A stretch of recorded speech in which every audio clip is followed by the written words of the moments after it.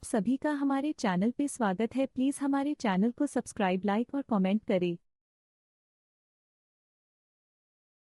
भवानीपुर गांव की सुबह बहुत प्यारी होती थी। मुर्गे की बांग, बैलों की घंटियां और औरतों की चक्की पीसने की आवाजों से पूरा माहौल गूंज उठता। लेकिन रामलाल के घर में सुबह हमेशा चिंता लेकर आती। उसके छोटे से कच्चे मकान की दीवारें झड़ रही थीं, छप्पर से बारिश का पानी टपकता था और रसोई घर में अनाज का डिब्बा अक्सर खाली रहता था। रामलाल की पत्नी सीता सुबह जल्दी उठकर चूल्हा जलाती, लेकिन कई बार जलाने के लिए लकड़ी तक नहीं होती। उस दिन भी उसने बच्चों से कहा, आज सुबह बस दाल का पानी है। बेटा, रोटी कल खत्म हो गई थी। तुम्हारे बापू मजदूरी से लौटेंगे तो शायद शाम तक कुछ ला पाए। बच्चों ने बिना शिकायत किए वही खा लिया। भूख तो लगी थी, मगर वे माँ का दर्द समझते थे। रामलाल पूरे गांव में ईमानदार मजदूर माना जाता था। सूरज निकलते ही वो दूसरों के खेतों पर पहुंच जाता। हल चलाना हो, नहर खोदना हो या फसल काटनी हो, वो हर काम करता। लेकिन उसकी मेहनत का फल बहुत छोटा मिलता। दिन भर की मजदूरी बस 5-7 किलो गेहूं या कभी कभी 2 रुपए होती। वो सोचता, हे भगवान, इतना पसीना बहाने पर भी मेरे बच्चों को भरपेट खाना क्यों नहीं मिलता? शायद यही हमारा भाग्य है।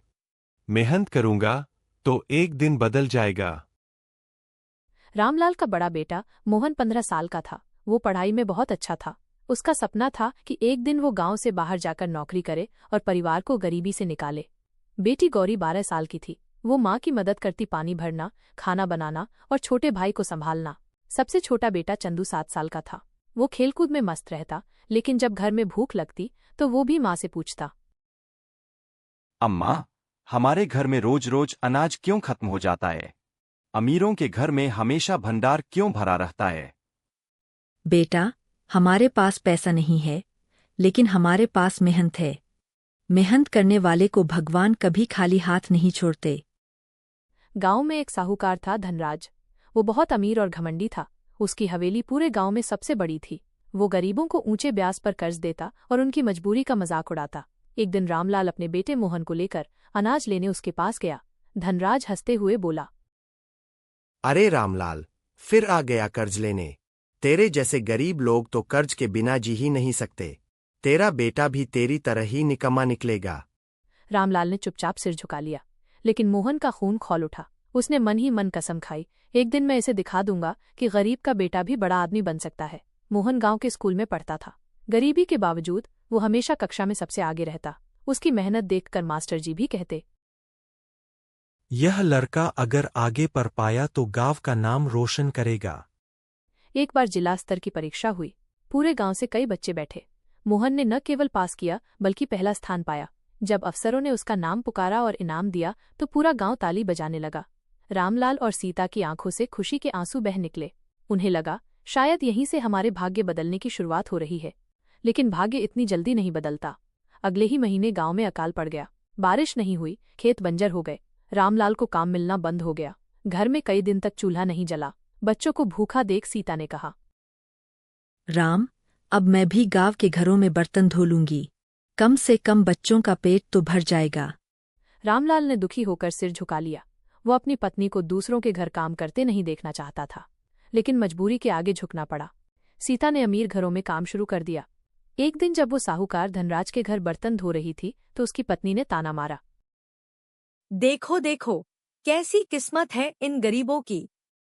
अपने घर में तो अनाज नहीं, दूसरों के घर आकर झाड़ू बर्तन करना पड़ता है। सीता की आंखें नम हो गईं। उसने कुछ नहीं कहा, लेकिन घर आकर उसने बच्चों से अपने दर्द को छुपा लिया। मोहन ने माँ की आंखों में आंसू देखे। उस दिन उसने ठान लिया, अब मैं माँ को कभी अपमानित नहीं होने दूंगा। चाहे कितनी भी मेहनत करनी पड़े, मैं अपने परिवार की किस्मत बदलूंगा। एक बार मोहन दुकान पर सामान लेने गया। गलती से दुकानदार ने उसे ज्यादा पैसे लौटा दिए। घर पहुंचकर मोहन ने देखा कि पैसे अतिरिक्त हैं। गरीबी के बावजूद उसने पैसे लौटा दिए। दुकानदार ने आश्चर्य से कहा, बेटा, तेरा परिवार गरीब है, फिर भी तूने लालच नहीं किया। आजकल ऐसी ईमानदारी बहुत कम मिलती है। भगवान तेरा भला करे। उसने मोहन को इनाम में कुछ किताबें दी। मोहन ने किताबें सीने से लगाईं। उसे लगा, मेरी मेहनत और ईमानदारी ही मेरी सबसे बड़ी पूंजी है। साहूकार धनराज को यह बिल्कुल पसंद नहीं आया कि लोग रामलाल के परिवार की ईमानदारी और मोहन की पढ़ाई की तारीफ करें। उसने गांव में अफवाह फैला दी, अरे ये मोहन बड़ा आदमी बनेगा, मजाक मत करो, मजदूर का बेटा मजदूर ही रहता है। कुछ लोग उसकी बातों में आ गए और रामलाल का मजाक उड़ाने लगे, लेकिन सीता ने बच्चों को समझाया। बेटा, लोग चाहे जितना कहें, हमें मेहनत और सच्चाई का रास्ता नहीं छोड़ना है। एक दिन गांव में एक सभा हुई। जिला अधिकारी आए और बच्चों को पढ़ाई के लिए छात्रवृत्ति देने का ऐलान किया। मोहन का नाम भी चुना गया। जब अफसर ने कहा मोहन को अब शहर जाकर पढ़ाई का पूरा खर्च सरकार देगी, तो पूरा गांव दंग रह गया। रामलाल ने गर्व से बेटे को गले लगाया। सीता की आंखों से आंसू बह निकले। ये आंसू दुख के नहीं बल्कि उम्मीद के थे। मोहन ने जब छात्रवृत्ति पाई तो पूरे परिवार में खुशी की लहर दौड़ गई। रामलाल ने बेटे से कहा, बेटा, तुझे शहर जाना होगा। हम गरीब हैं, लेकिन तुझे पढ़ना है। यह मौका खोना मत। बेटा, तू जाएगा तो घर खाली लगने लगेगा, लेकिन यह माँ का सपना है कि तू पढ़ लिखकर बड़ा आदमी बने। अम्मा, मैं वादा करता हूं कि एक दिन लौटकर तुम्हारी हर तकलीफ दूर कर दूंगा। मोहन पहली बार शहर पहुंचा। वहां सब कुछ नया था, बड़ी बड़ी इमारतें, भीड़-भाड़ और शोरगुल।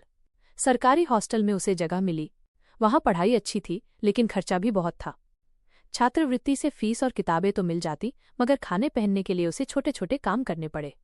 वो स्कूल के बाद अखबार बांटता, कभी होटल में बर्तन मांजता और कभी मजदूरी करता।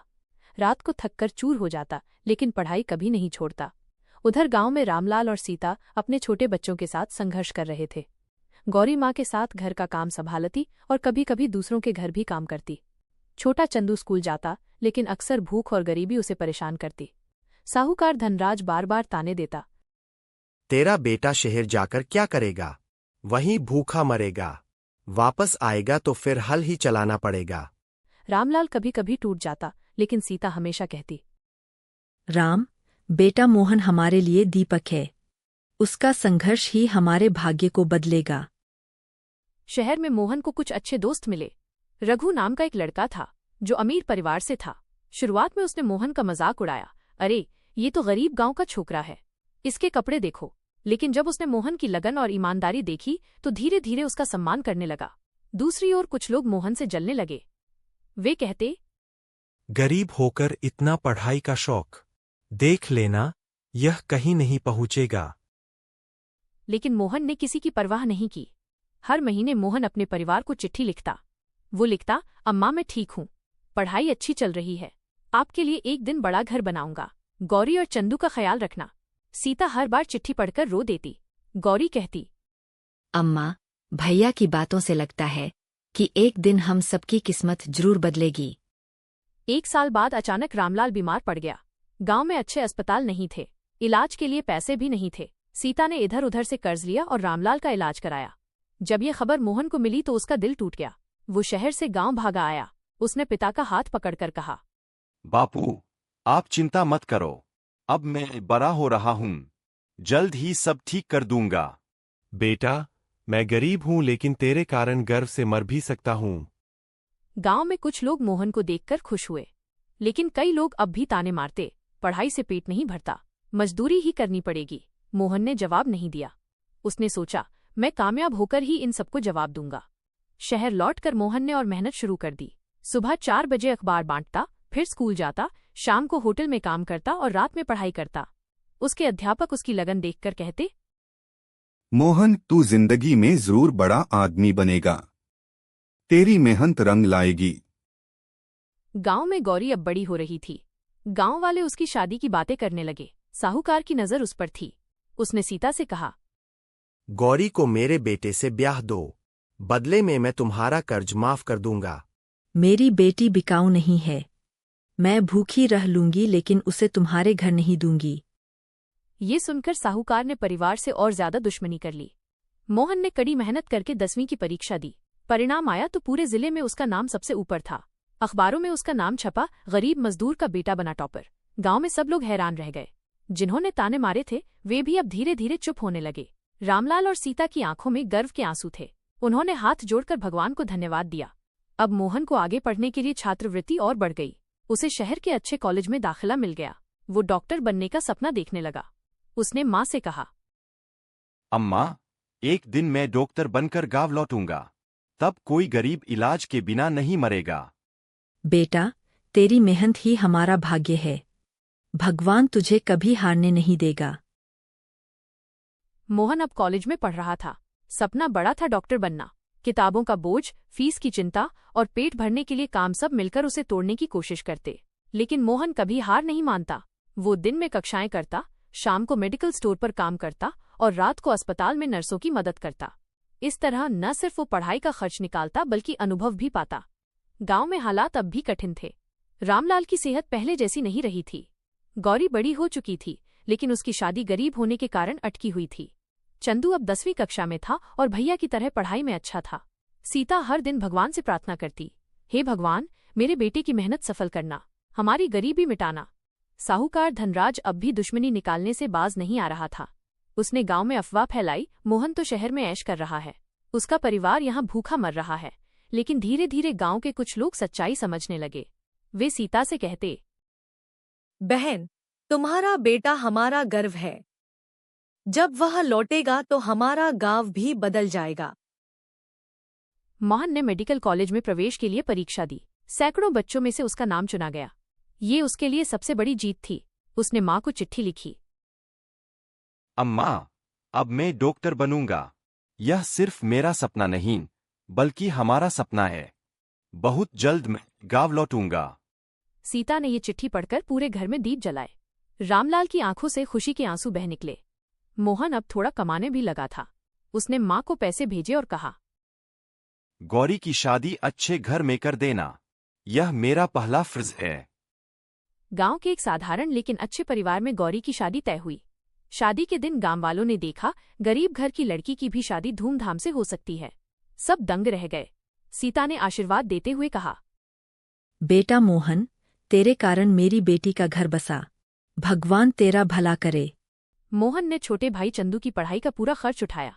चंदू भी भाई की तरह होशियार था। उसने इंजीनियर बनने का सपना देखा।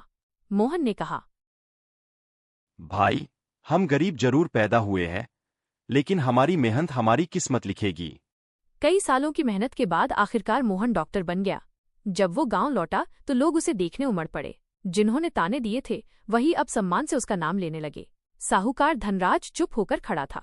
मोहन उसके पास गया और बोला, धनराज जी, गरीब का बेटा आज डॉक्टर बन गया है। गरीबी भाग्य नहीं, मेहनत की कसौटी है। उसने शहर से पैसे लाए, दोस्तों की मदद ली और सरकारी योजना से सहयोग पाया। जल्द ही गांव में पहला अस्पताल बन गया। अब कोई गरीब इलाज के बिना नहीं मरता था। मोहन का सपना पूरा हुआ। वो सिर्फ परिवार का ही नहीं बल्कि पूरे गांव का भाग्य बदलने वाला बन गया। रामलाल अब बूढ़े और बीमार थे। जब उन्होंने अस्पताल देखा तो उनकी आंखें भर आईं। उन्होंने बेटे का हाथ पकड़कर कहा, बेटा, अब मुझे चैन है। तूने गरीबी को हराकर हमारे भाग्य को बदल दिया। कुछ दिनों बाद रामलाल शांत मन से इस दुनिया से विदा हो गए। लेकिन जाते जाते वे परिवार और गांव के लिए गर्व की मिसाल छोड़ गए। गौरी अपने नए घर में खुश थी। चंदू इंजीनियर बनकर गांव लौट आया और बिजली पानी की व्यवस्था सुधारी। सीता अब बूढ़ी हो चुकी थी, लेकिन जब भी वो गांव के बच्चों को स्कूल और अस्पताल जाते देखती तो गर्व से कहती, ये सब मेरे बेटे मोहन की मेहनत का फल है। गरीबी कोई अभिशाप नहीं होती। भाग्य मेहनत, ईमानदारी और धैर्य से बदलता है। रामलाल का परिवार गरीबी में पैदा हुआ, लेकिन मोहन ने साबित कर दिया कि सच्ची लगन से इंसान अपनी किस्मत खुद लिख सकता है।